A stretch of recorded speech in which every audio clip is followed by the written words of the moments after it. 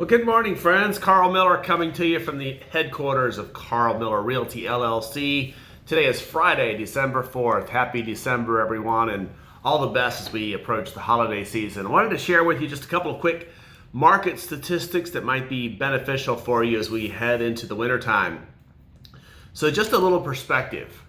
This morning in the counties of Amherst, Bedford, Campbell, and Lynchburg City, so take Lynchburg City and include the three touching counties, the amount of single-family homes for sale today is lower than we've ever seen, or at least in the last 20 or 30 years probably.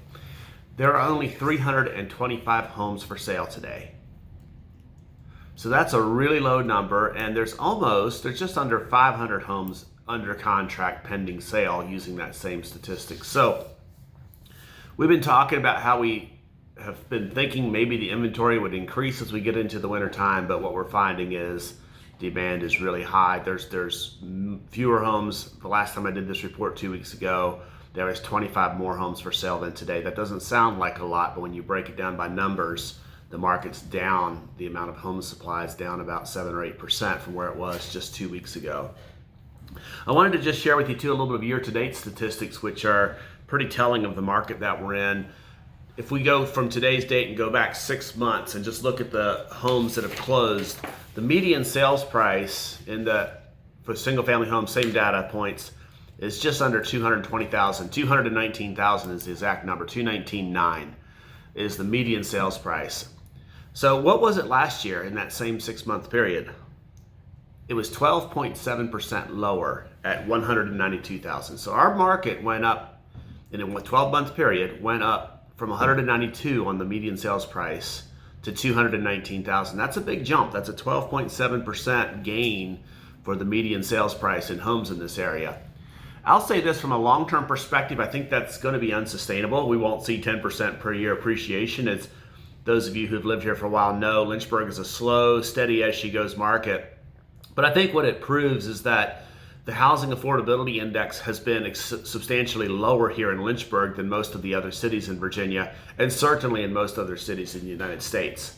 I just also want to say, as a consumer, it's important for you to just understand that house prices are going up, housing costs are going up from a sales price standpoint. Now, if you're getting a loan, the affordability index is pretty low just because of the low interest rates. But my point to you is this.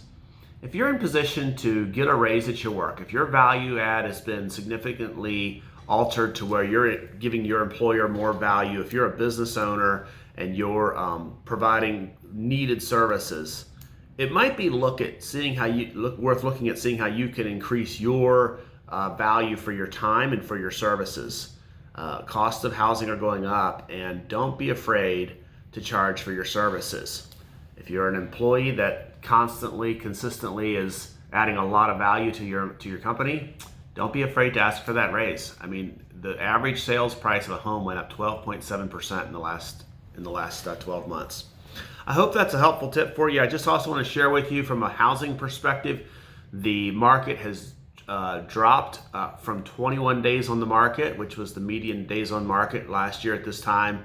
It's down to 10. So homes are selling pretty fast, and that means half the homes are selling faster, half of them are selling slower. But the average days on market even today is still only 42. I hope that bit of data is information that you can use. It interprets the fact that it's a very strong seller's market. If you're a buyer, just understand and know that you're going to be competing with other buyers for the same house. You have to act fast with speed. And there's some strategies you can put yourself in as a buyer to make sure you win that house if you're competing with other buyers, and we'd be honored to help you do just that if you're looking to buy a home this winter or early spring. That's it for now. Again, Merry Christmas, Happy New Year as we prep for the holiday season. It's hard to believe.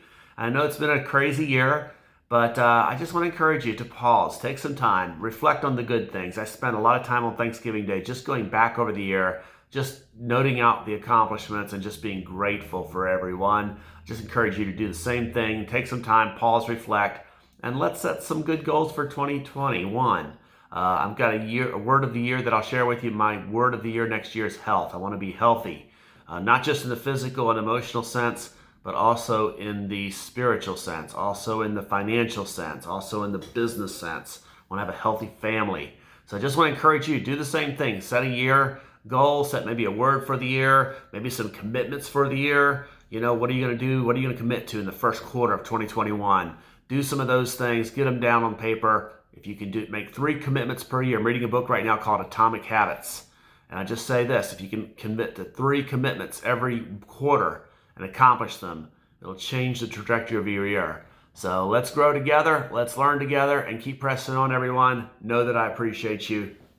Take care.